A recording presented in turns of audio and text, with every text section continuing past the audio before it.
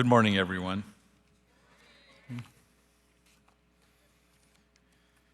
Yeah, this morning's script was changed on me.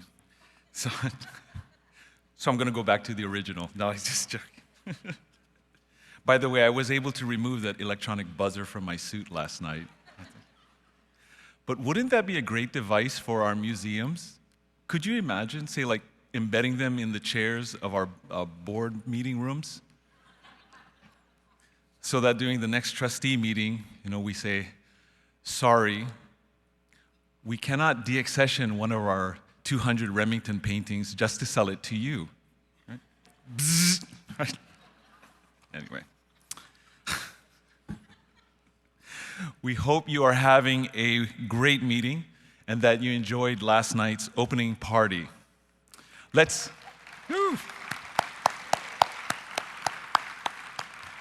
Let's once again thank our incredible hosts, the New Orleans Museum of Art, the New Orleans Botanical Garden, and the Louisiana Children's Museum.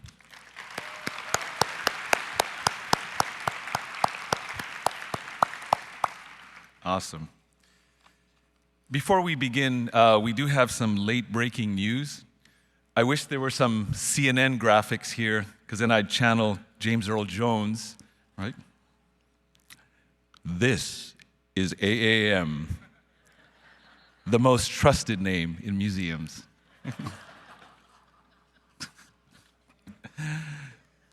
But I do have a brief update for you.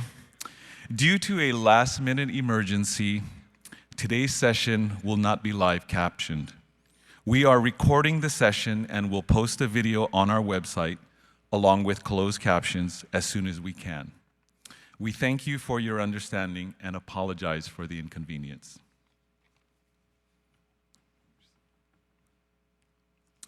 Okay.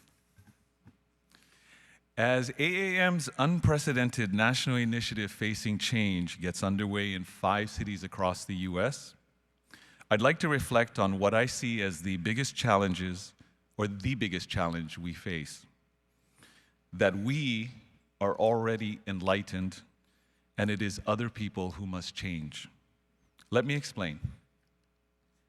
Given all the media characterizations of red and blue states, left versus right, conservatives versus liberals, and Donald Trump's base versus everyone else, it is no wonder that we sense a polarized country. Unfortunately, the political situation in Washington, and I'm talking about Congress, the White House, and the Supreme Court, is not abnormal. Our current system is perfectly aligned to deliver the results we now have. There is no dysfunction. The system was designed to minimize change, promote the status quo, and discourage real leadership. It continues to operate as intended, and if we truly want radically different results, then we have to acknowledge that we need a radically different system. As for assumptions and stereotypes, let me give you some background first. I recently went through a major transition. I had served for 12 years as the executive director of Iolani Palace in Honolulu, Hawaii, a place where I was born and spent most of my life. A couple years ago, I decided I needed to change, or I was looking for a change professionally. So last year, I reached out to a friend of mine, Van Romans, the president of the Fort Worth Museum of Science and History. I just called him on a whim and said, hey, Van, do you know of any museum that's looking for a number 2 position, like a chief operating officer? Little did I know that Van was actually in the middle of a search at that very moment. I don't think he had officially posted the job announcement yet because he kept asking me, how did you know? I did not know. It was just timing. Anyway, so last November, I flew to Fort Worth for the very first time and interviewed with Van. He offered me the job a short time later, and with my family, we made the collective decision to leave Hawaii for Texas. I keep getting asked that question in Texas. Why did you leave Hawaii for Texas? However, once the word got out, a lot of people started to share with me their assumptions and stereotypes. And I'm not just talking about people in Hawaii, but from across the US. They were telling me about the Texas that I was moving to, a deep red state, racist, religiously conservative, big guns, and even bigger trucks. But these assumptions were all two-dimensional and rudimentary. They didn't even begin to paint an accurate picture. Yet we are accustomed to reaching for quick and simple descriptions of people and places we don't like. Assumptions are a way to conveniently justify our point of view, which we believe is always correct, to the detriment of any facts to the contrary. In the book Unleashing the Power of Unconditional Respect, it describes our tendency to automatically assume the following: the way I see something is the way it is. The way I feel about someone is the way he or she is. The way I remember an event is the way it was. If you disagree with me, you are stupid, a liar, or psychotic. Yet the irony here is that our assumptions are actually blinding us. We are deceiving ourselves through self-imposed ignorance. And probably the only reason it is not considered pathological is that it is endemic. In a survey conducted recently by Civic Science, over 3,000 Americans were asked if schools should teach Arabic numerals, to which 56% of the respondents said no. 56%. I bet those same respondents would say that Central America is somewhere in Nebraska. The same survey also asked for people's political affiliation, and I know what you're thinking, and you'd be right.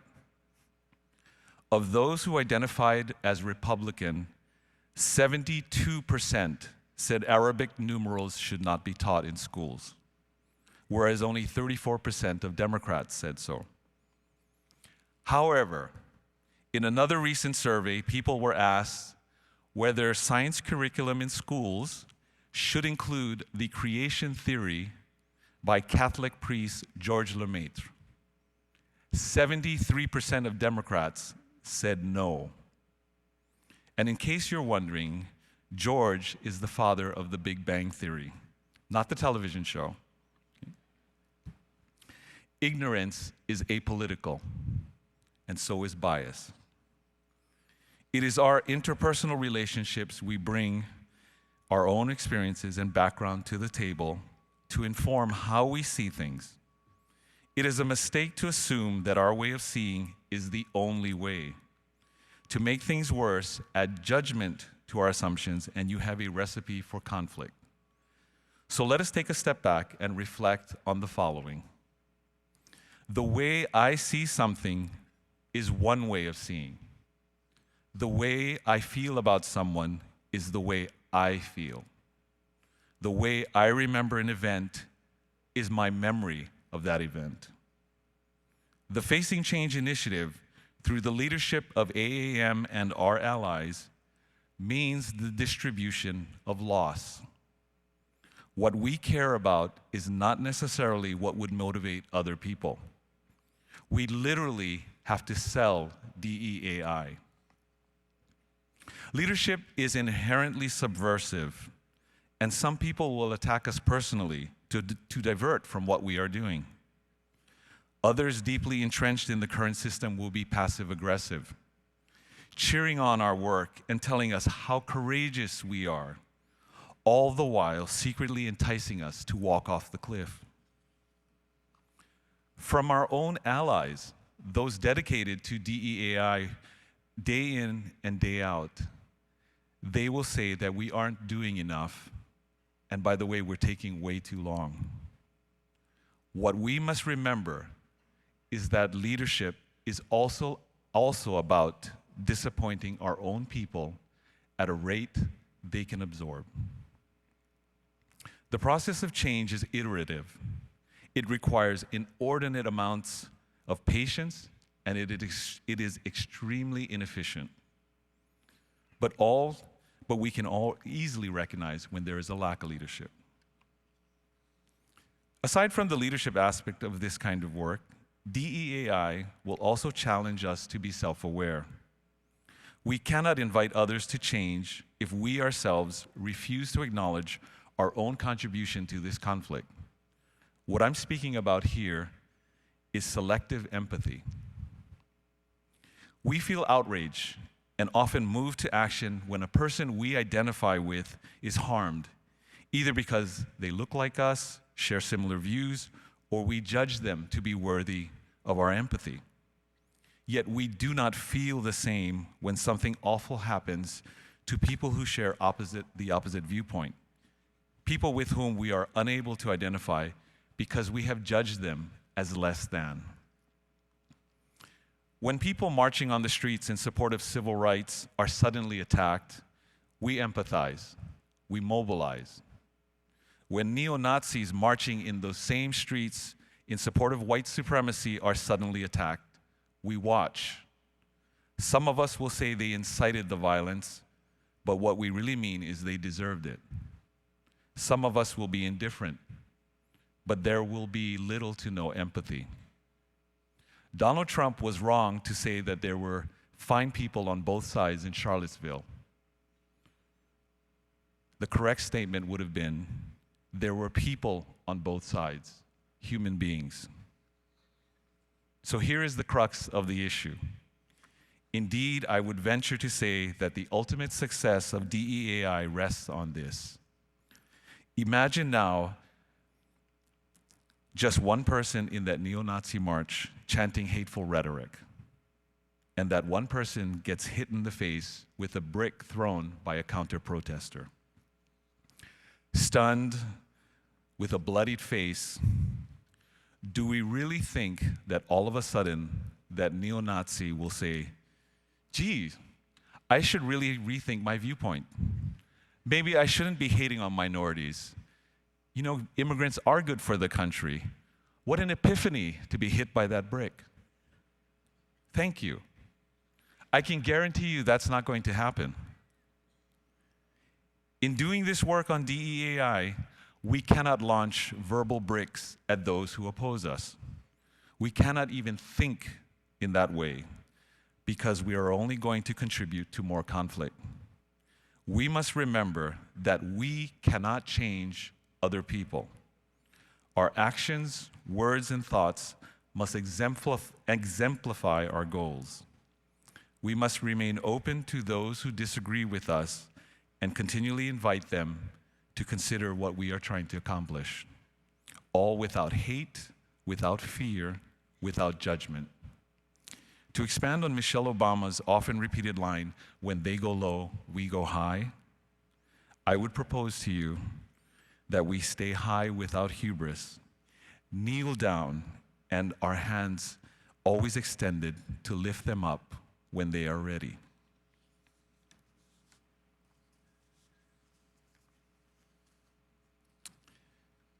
Now, it is my distinct honor to recognize, along with AAM's president and CEO, Laura Lott, two museums that are leading the way when it comes to diversity, equity, accessibility, and inclusion in the museum field.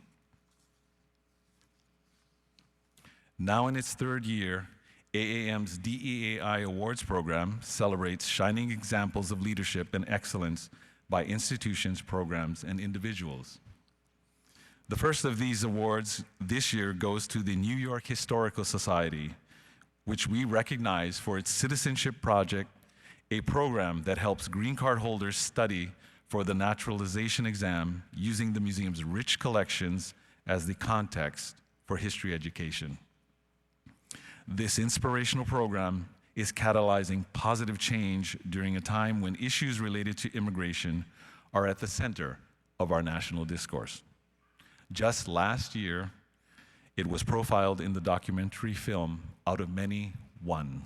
Let's take a look. I hereby declare on oath, I will support and defend the Constitution against all enemies, foreign and domestic.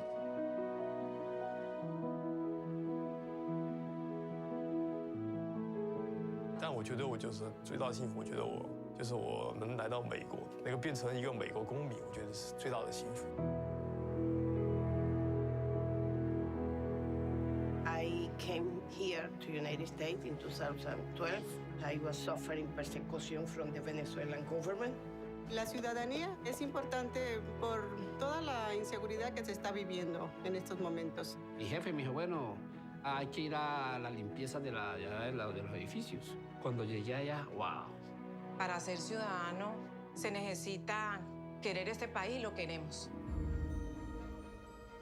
It's really powerful to see why people are coming to this country and why they want to be a part of this country. We are a beautiful and substantive and powerful nation because of what you have contributed and because of what you will contribute. After the words, "We the people of the United States," the Constitution sets out the aspiration to form a more perfect union, making ever more vibrant our national motto, E pluribus unum, out of many, one.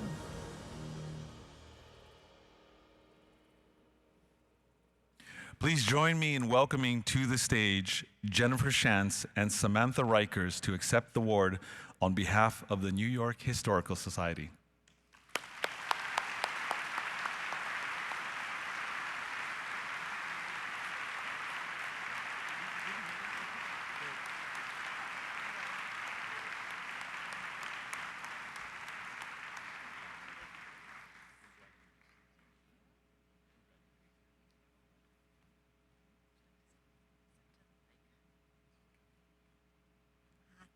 My name is Jennifer Shantz. I'm the Executive Vice President and Chief Operating Officer at the New York Historical Society. And along with Samantha Rikers, my Citizenship Project Manager, we're absolutely thrilled to accept this award. The New York Historical Society's mission is to make history matter, and the Citizenship Project does just that by transforming people's lives. Since 2017, we've served over 2,000 green card holders, and now we're taking the program nationally, and we're working with museums around the country to teach them how to use the Citizenship Project in their own museums. So thank you again, we're absolutely thrilled.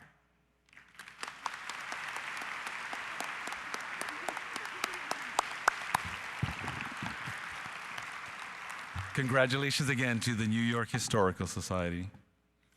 Next, the Alliance is proud to recognize the outstanding work of the Shedd Aquarium. All are welcome. Accessibility and Inclusion at Shedd Aquarium is a comprehensive, organization-wide program to achieve a more accessible and inclusive shed for guests, staff, volunteers, and the community. This initiative at Shedd takes a holistic approach to promoting diversity both in the public experience and throughout the organization as a whole. This brief slideshow features some images from this outstanding program.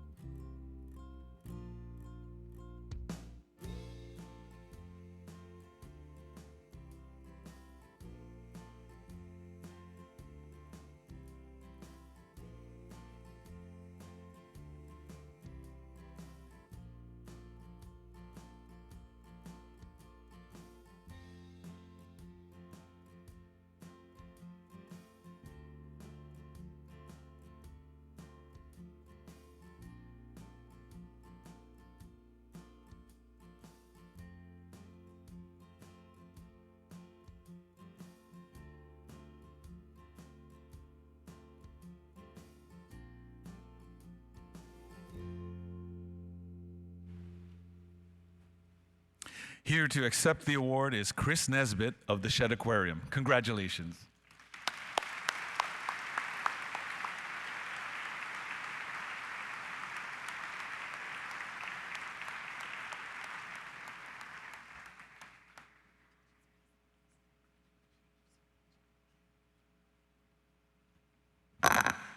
Thank you all on behalf of all of my colleagues at SHED doing this extraordinary work, and on behalf of and deference to all of you out in the audience who are also doing work to make our organizations accessible and inclusive to all communities. Thank you all, and keep up the good fight.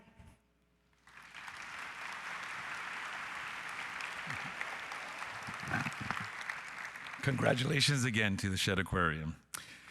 It is now my honor to introduce to you our facilitator for this morning's keynote address, Dr. Tonya Matthews.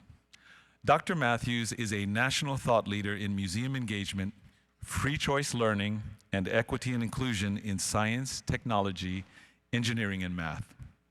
She is a former AAM board member and currently serves as AAM's interim director of inclusion. Please join me in giving a warm welcome to Dr. Matthews and to our keynote speaker, Kimberly Drew.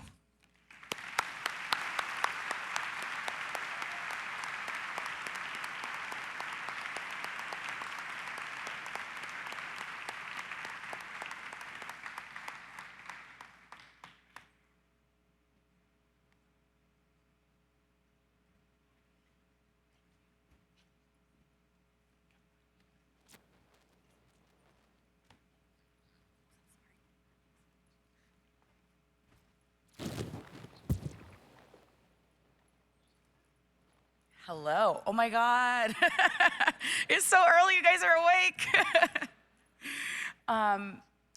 Wow. Okay, sorry. I'm freaking out.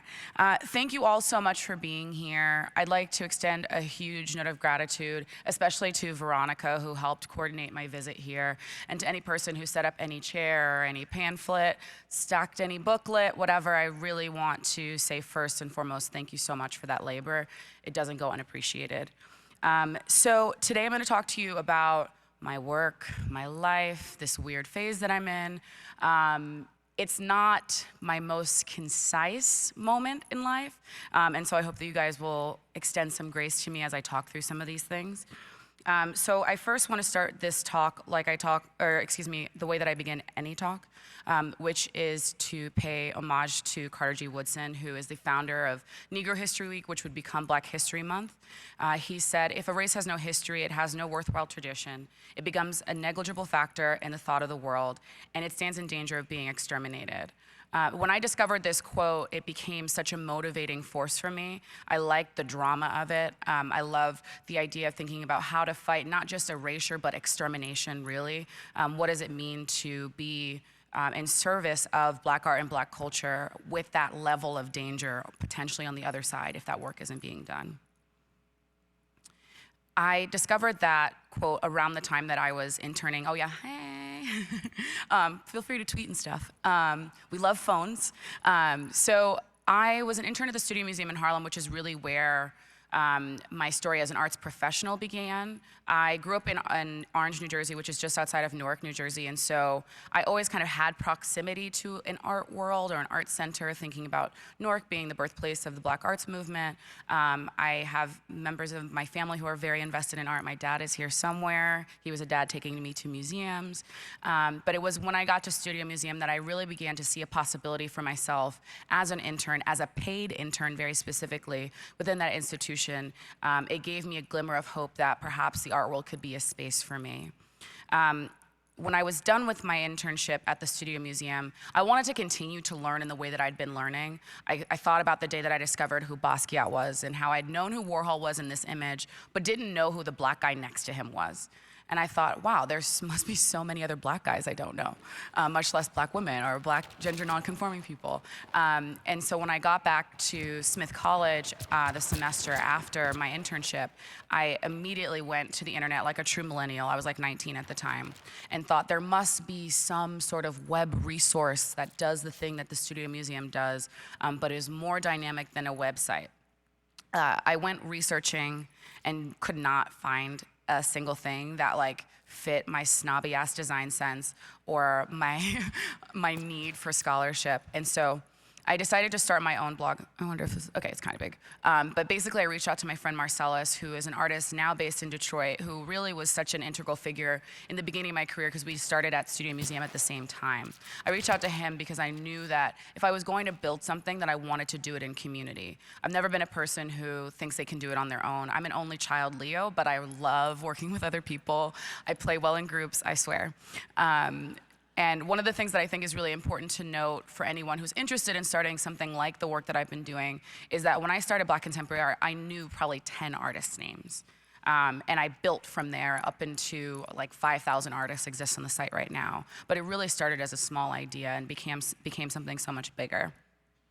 This is what the blog kind of looks like now. It's like the colors are inverted to keep with the design aesthetic of the slides. But what I decided to do when I was building out the blog, because I also started this with like willful ignorance, right? I didn't think that there was an art history or a space that could be like the Studio Museum, or a space that I could continue to learn about these Black artists and find the other Basquiats and find the other Lorna Simpsons or Trenton Doyle Hancocks. And so I went to Tumblr because I felt like it was the best community for me. It's a community where not only can you be learning in private, right? Like I think that the privacy was a big part of it, and having the courage to start something, but also because it was a relationship where you would follow someone and you could reblog or repost what someone else was doing. And so it wasn't just about being this primary source, it was really about being in community with other people who are interested in similar ideas. And so when I started the blog, I started with my friend Marcellus and then a whole other host of people who are based in places, and some people I haven't even met yet, which is like the most millennial shit ever. But we all work on this project and have since about 2011. When the Whitney Museum, I know it's mad problematic, when the Whitney Museum opened, our forever First Lady gave a speech there that also really stuck with me. It was one of those times when, you know, when you just find information that really sticks to your ribs, but at the end of her statement, she said, "I guarantee you that right now there are kids living less than a mile from here who would never in a million years dream that they would be welcome in this museum." And when that happened, when I heard those words, when I really started to embody that work, it made me think about how having a blog just wasn't enough. Having this kind of static archival space online wasn't enough to extend an invitation to people who don't actually feel like they can interact with these artists, this art and these artists in real time. And that really inspired me to build out my own voice within this kind of like internet sphere. At the time that I was starting my Museum Mammy account, it was almost an impossibility that I was doing the work that I was doing. I really was like deep in the throes of imposter syndrome and thought, okay, this young Black queer woman who comes from a family of like extreme cultural wealth, but maybe not monetary wealth, what does it mean to be invited to the table? What does it mean to be granted these opportunities to learn at the Studio Museum or at these other art institutions, which I'll get to later in my slides? But I thought that it was so surprising that I could be there that I needed to illustrate that for people, to present my impossibility as a possibility for them. And so my Instagram looks a lot like this. It's usually me like doing the most in a gallery of some sort, and then getting really emo in the comments. Talking about how I'm moved by things, talking about the things that excite me, taking an artwork that might be an old Renaissance painting and finding myself in it, with the hope that maybe people will start to see themselves in these spaces as well, to remix them, to take them, to reclaim them. But I've always been a very visual learner, and so I hope that through Instagram it can be a place that I continue to at least show people that there's a possibility that maybe they didn't see there before. This is another look at kind of the general things I post. There's some selfies, more selfies now than ever. There's some memes, there's friends. Sharing images of friends for me has become such a political practice because I really am not alone in the work that I'm doing. Many of you in the room are in community with me. And I think because of my visibility, and especially now that my Instagram has like a lot of people following it, it's really important to also guide people to other folks, because I know I'm not like everyone's cup of tea. I know many, many cups of tea. And we can all have them, or you can be someone's cup of tea. Next, okay, so outside of Instagram-y stuff, internet stuff, in the beginning part of my career, I also realized that doing stuff on the internet wasn't enough, because it comes as no surprise to the archivists in the room. If Tumblr closed tomorrow, there's no way of recovering those things. The Library of Congress has done great work to try to preserve Twitter, but there's still this kind of like lack of safety on the things that we publish and how they'll be consumed and understood by future generations. And so I began a practice of lecturing because I was afraid of a practice of writing. I love speaking, I love public speaking, I love opportunities to engage with audiences. And so in the beginning part of my career, I accepted envy invitation, whether that meant going to the Bronx for $50 or going to, Coachella or whatever. I was lecturing and speaking and trying to spread the gospel of the work that I was doing and the work of others whenever I could. After lecturing for a few years, obviously I still lecture as I'm lecturing right now, I began to write. I was a kid who literacy was difficult. Trusting my own voice was always something that was really difficult for me. But I also realized as I became more wise and almost more cared for in the art world that writing is such an important practice to anything that we're doing. It is the transcription, it is the explication of our ideas that is the thing that feels most tangible in terms of passing a baton forward. And I just wanted to be a part of that. And so I kind of like tricked myself into becoming a writer. And then the last one, of course, is showing up, which happens in both of those gestures. That means physically, whenever possible, bringing my body into new spaces with hopes that with every door that I open, that someone else can walk through. One thing that also on the slide is Christine. Oh, hey, boo. Christine, you're on every single one of my presentations now. So one of the talks that I did that really had a profound impact on me in terms of showing up was when I had the great privilege of being in conversation with Christine Sun-Kim, who's here with us in the audience today. Lecturing alongside Christine, I was very nervous because she is so much smarter than me. And so I was like, okay, here we go. And then something really unexpected for me happened in that moment because it was the first time that I was in a room also with people who are interpreting in American Sign Language. And I realized that I'd been doing all this lecturing, I'd been doing all this showing up, but I had never really thought about who wasn't in the room. And more than that, how I could make it possible for more people to be in the room.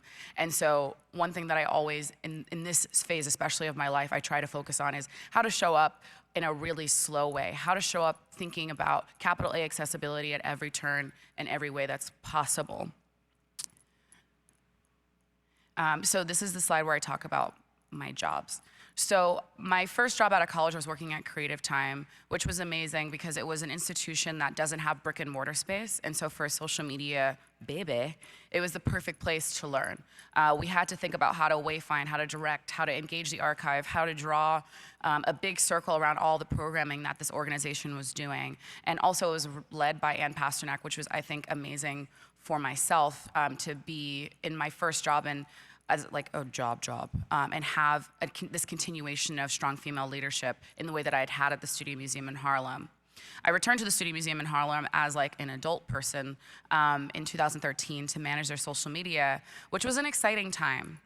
This was 2013, this was kind of like the birth of Black Twitter, and I thought to myself how I would be the person that would bring Black Twitter to the Studio Museum. Successful or unsuccessful, it was a guiding force, and having goals, even if you don't accomplish them, is great. After a year at the Studio Museum, I decided to leave for a number of reasons that I won't get into this talk, but one of them being that I just wanted to be in a different kind of institution. At this point, I'd worked at two relatively small institutions, but I wanted to continue to expand my learning, and I actually got a call from a recruiter that was like, oh, this art gallery wants to hire you, and I found myself working at Lehman Maupin, which is a private art gallery, and was such an exciting challenge for me at that stage in my career because, galleries are so private, and I'm so nosy. And so it was this kind of like really beautiful meld that happened where I could figure out ways to turn what people think were secrets into narratives. So what does it mean that this gallery represents 50 some odd artists, and those artists are constantly traveling around the world. They're having shows in Indianapolis, they're having shows in Beijing. How can I utilize social media to bring people into that story so that they can continue to learn more about this very specific set of artists? And also, galleries are free, which is awesome. And so what does it mean to work for an institution that people, regardless of their financial standing, can come and at least see art? I was fascinated by that. It was also exhausting. And so after a year of working in the for-profit world, I kind of ran headfirst back into museums and ended up in the corporate art world at the Metropolitan Museum of Art. I applied there after learning from Lucy Radoglia, who used to be the handle at Met Every Day, who's such an inspirational figure to me in terms of thinking about art and social media. She decided to move back to Los Angeles, and I was Google chatting with her about her role and what she liked, what she didn't like, yada, yada, yada. And she encouraged me to apply, and so I did. So then I found myself at the Met, which was fucked up because I was a kid who was going to the Met, and suddenly a person who went from understanding the Met through pop culture into understanding the Met as this like behemoth institution. Like, that's me. I screamed at her. I was like, Robin! She turned to me. But one thing that's also important when thinking about the Met, and then also thinking about this like showing up, thinking about being really engaged and thoughtful and like a total noob around issues of accessibility, I thought to myself, what does it mean that I work at this institution that's mostly known for its steps, right? Yes. Yes. What can I do to make sure that the social media that I'm writing, the copy that I'm presenting, the strategy that I'm building provides as many doors as possible to this institution? Because I don't want people who, for whatever reason, are unable to ascend steps to think that the Met isn't there for them. And so my access era, I guess, for lack of better phrasing, at the Met began. I started working with our access coordination department, which is hands down like one of the best, I think, in the country, and tiny, like a tiny but mighty team, and I love them, and we'll get emotional when I start thinking about my work with them. But because we had so many resources, because it's the Met, I was like, how can I utilize all these resources for a greater good? What does it mean when I know that I work at an institution that if the Met can institute something, that maybe other people can institute things? And so I started partnering with our access department, and our first initiative was partnering with our interpreters to do Facebook Live tours. Because I thought about how with Facebook Live, one, no one's listening to the audio, no matter what Facebook demographic or their data says. But also that people who could see that there is this opportunity if you do want a guided tour, how to advertise it on like our biggest platform possible. And so that became the thing that really, really motivated me in like the basically last 2 years of my time at the Met. The other thing that motivated me in my last 2 years at the Met was thinking about workplace diversity, thinking about this moment where yet again another big institution was thinking about trying to diversify. And the thing that's really cool about this well-resourced institution is that they did have a really comprehensive and continue to have a very comprehensive diversity program, thinking across lines of socioeconomic difference, thinking about access, thinking about so many other aspects of identity and diversity, but also not really talking about pay equity. So it was problematic is. Another thing that really motivated me in my last 2 years at the Met was my salary. And not just my salary, which is here in the middle, but also the outgoing salary of the person who had my job 2 years before I did, who also just so happened to be a white man, and why I never met that salary ever in my time at the Met. That for me became such an obsession and a real thing that made me feel angry, that I could be doing this work thinking about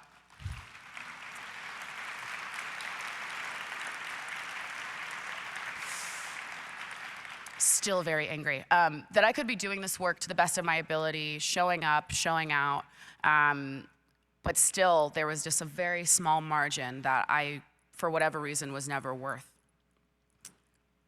And so I stayed there. And I stayed at the Met until 6 months ago.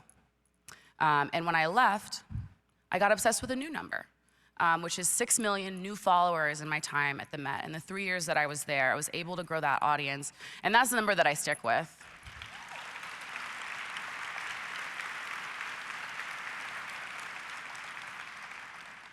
What's not reflected in that number is the countless number of young people that I worked with that also inspired me very deeply to think about how to make the art world more equitable. And I hope that if there's anything that you guys take away from this talk and our conversation after, is thinking about how to really use your time as valuably as possible. Because it is not about the numbers. It is about the numbers. It's not just about the numbers. It is also about our dedication. It is also about making sure that we're, in whatever way possible, utilizing our rage, utilizing our joy to inspire the next generation of people who are incoming, with the hopes that our work will make it easier for them once they arrive. But that number always makes me think of that. And so, what's next? Now I'm in this like weird moment. I left my job. I don't have a new job. It's crazy that I'm here at this conference because I don't even work in museums anymore. I got the invite and was like, oh wow, okay. So now I'm in this moment of trying to figure out, when there's not a blueprint, what to do. I'm like I have so much Capricorn in my chart.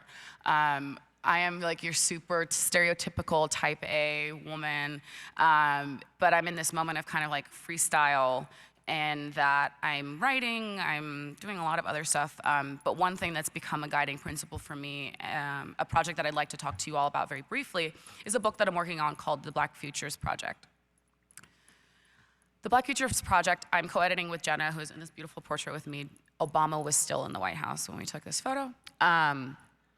What we've been trying to do through, or what we have really accomplished through the Black Futures Project, is asking the question, what does it mean to be Black and alive in the age of the internet? Both of us have, or now I have had, relatively corporate jobs. Jenna works for the Times, and I was at the Met when we came together and decided to make this book in the interest of making sure that, because social media is kind of like fragile in its build, and because it has been such an incredible avenue for growth and connectivity amongst Black creatives, how can we make a book that in some way makes it more tangible, makes it more accessible for future generations, and also makes it something that people can really own, right? Because when you think about publishing online, the Facebook owns it, the white dudes in Silicon Valley own it. And so how can we reclaim it? And how can we present something that can be gifted and shared and blah, blah, blah. And so we've been working on this book for the last 3 years, and it'll come out soon enough. But that for me has also been something in this like moment of like, oh my God, I don't know who I am, what I'm doing. This book project has become like my home base. And Jenna and I are now like a married couple. We have an accountant and a lawyer. It's pretty fun, highly recommend making a book. And so I will pause there because so thank you all, thank you.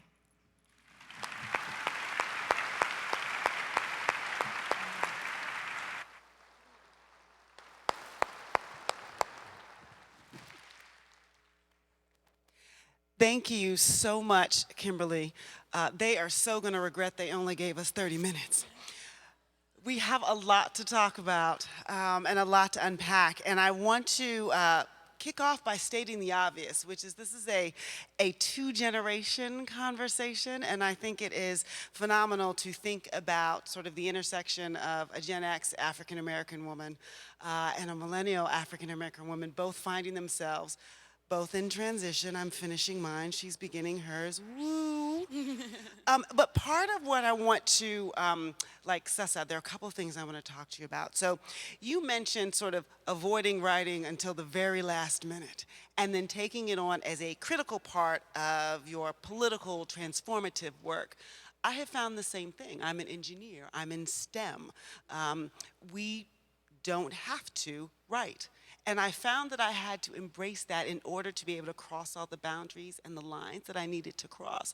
Can you talk a little bit more about how you're combining, because you now even use writer as one of your descriptive titles. Talk a little bit how you grew into that more as part of your mission and work. Yeah, that's a great question. Actually, great.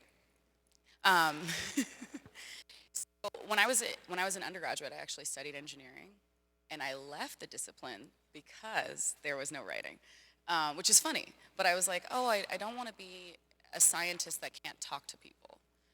And so I ended up in architecture before finding art history. But at any rate, with writing, I just got to a point where the fear was returned. Censored. Just kidding. Possibly. Hello? Okay, there great. We go. And we're back. This is very Oprah Gale. It's like Super Soul Sunday. There was a choir. It's crazy.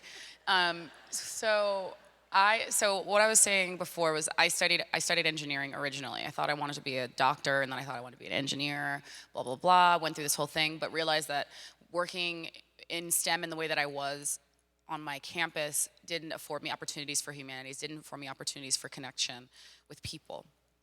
When it comes to becoming a writer, I think what motivated me was the outcome.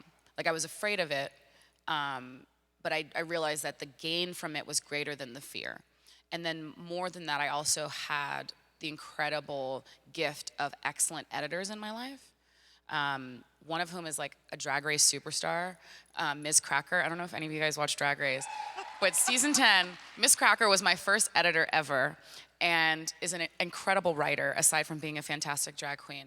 But it was that partnership that for me helped me move forward and really truly begin publishing. And as you think about the way you sort of define yourself, we all get to pick our titles. I notice it's writer, curator, activist. I tend to do engineer, educator, spoken soul artist. And as I think through that, are we doing that as a new sign of freedom to define ourselves, or as a sign of defiance that we will not be singly defined? I know, right? Poet gets to ask the question. I don't know. I feel like there's like just some boxes that you have to fill out. You know, like, I like my name enough, you know? But I think that there's some ways in which like your boxes and the way that you fill them in will signify to others. And so I think that that's something that's powerful. But I don't necessarily think about, labels suck. I think everyone in this room can agree. But I do think that there is something about like determination and definition that allows other people to read themselves into your story. And so, like, I was never an activist. And then I realized that what I was doing was read as activist. And so it just started to make more sense. But it was also about like this submission. And so I think in many ways, even if you name yourself 10 times, you're still submitting to a naming practice. I am fascinated by the way you have used social media to create welcome into physical places, right? You're using the social media as a way to say, you know, you could go there, and you could go there, and you could go there. And I have been fascinated, stunned, humbled, and frightened when I discover that people have visited museums that I work at just because I worked at them. And that made sort of an open door. What are you seeing in your work, and how do you know, and how do you get that response when you are opening those doors? How do people communicate with you, and how do you take that? It's great. I mean, I think we can it's net good. I would say for me, it's a loaded question in that I hope that everyone also takes on that responsibility. Because I think a lot of times there can be a lot of invitation that's done. Like, I thought your story was gonna go left. But I worry about sometimes where I'm like, come to this show, and then someone's rude, you know? Where it's like, I have extended this invitation that you may see value in, and then when this person gets there, you don't have act right. So it's like, I think more about like our collective responsibility to make sure that our spaces are ready. Because I think through our scholarship, through our activism, through our social media work, through the many myriad ways that we all show up as people, it's also important to think about what awaits people once they arrive. And so I'm always much more interested in that than necessarily the novelty of people being like, I want to be like you, because fuck that. Like, I want to make sure that you feel the comfort that I feel in that space. Because I've like tiptoed into this world where like I'm a VIP, and I just want everyone to get a little taste of that and not have to think about like people looking down on them, or, you know, it's like you're taking a selfie and people are like, a selfie in a museum? And it's just like, so what? Like that, I mean, what's the problem? Like, if the artwork is safe, this person is communicating an experience, and that's none of your fucking business.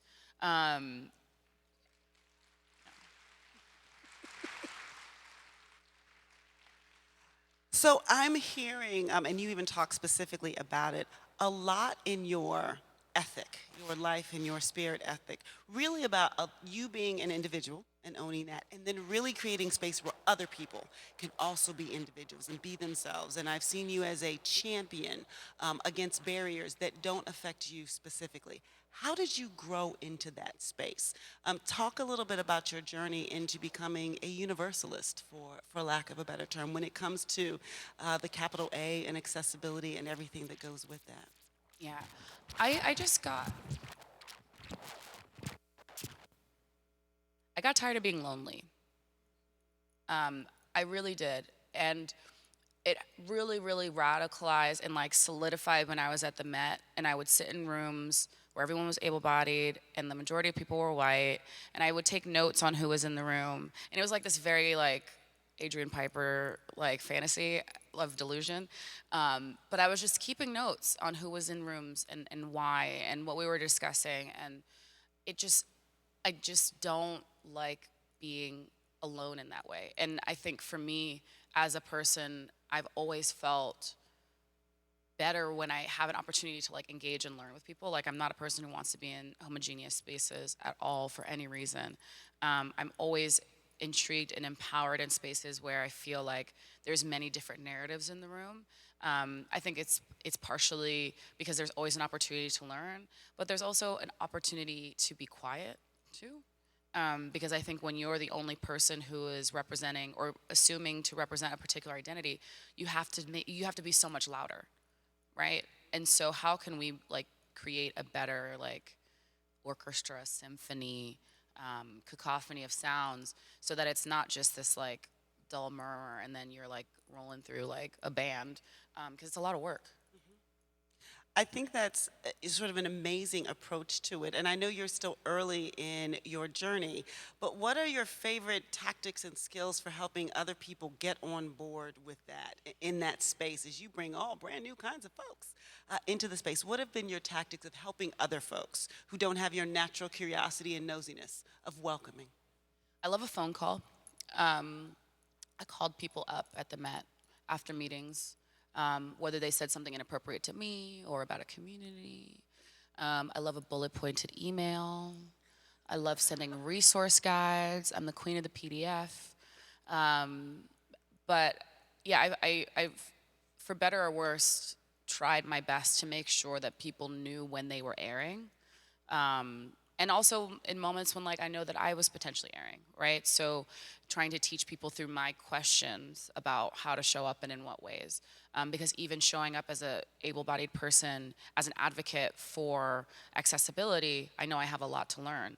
And so always showing up and understanding like, I want to do the best and I want some help in doing the best too. Because I think that's the most courageous thing that any of us can do, especially in museum spaces where they're like all built on what we know. There's a whole host of people who never go into museums because they don't think they know enough. What is that? Like, it's an institution for learning. And so I think it's like a two-pronged approach of like educating and then also allowing yourself to be educated. Thank you. So we are coming up at the end of our time. Everybody groan. Thank you. And I also want to take a moment to acknowledge I am known for bringing my mom everywhere that I go, and I know that you have brought someone special with you as well. Would you like to mention that? Yeah, my dad's here, And he was a volunteer for us. And he volunteered. So you may have seen someone with my same face walking around. So I want to acknowledge that, I think, where we come from and what we've had to get where we are. And so my last question for you is about giving advice to your current and future fan base. And for those of us who are on a journey of becoming a credible disruptor, because I find you very disruptive and extraordinarily credible in that work, what would be your advice for folks who want to get in there, change up the system, and disrupt, but also to be credible about it as they do that? Yeah, so many things. I hate the word disruptor. Sorry, so I have to start there because I think it's a good launching point, and I think it's also like a. I did a talk the other day with Dapper Dan who was like, I love disruptor. And it was like really informative to hear why he loved it. But for me, I always have questions around that word specifically because I think about a norm. And so it's like, how can we talk about creating change that doesn't privilege the norm? How can we privilege the change maker? And so I think also too, like I'm in this moment of like figuring it out. Like it's weird to stand at a podium, it's weird to have a microphone and like be like this false prophet of sorts, where it's like I'm still figuring it out. Like I started my career on the internet in 2011 and now I'm here. And so in many ways, I think if there's any advice that there is that we're like, there's just a lot ahead, which is a very motivating force, that there's a lot of more room for curiosity, for some disruption, and also for some upholding, some reifying, some foundational work as well, because there's not much that I'm doing that is completely new, which I also acknowledge. And so I think, yeah, sorry, my mind's moving a mile a minute, but I think it's important to also think about how, what some of those words mean in context. Thank you. No, it is fantastic. Thank you very much. I hear your journey and I see your humility, but I raise you prophetess on a journey as opposed to not having it. One more time, ladies and gentlemen, for Kimberly Drew.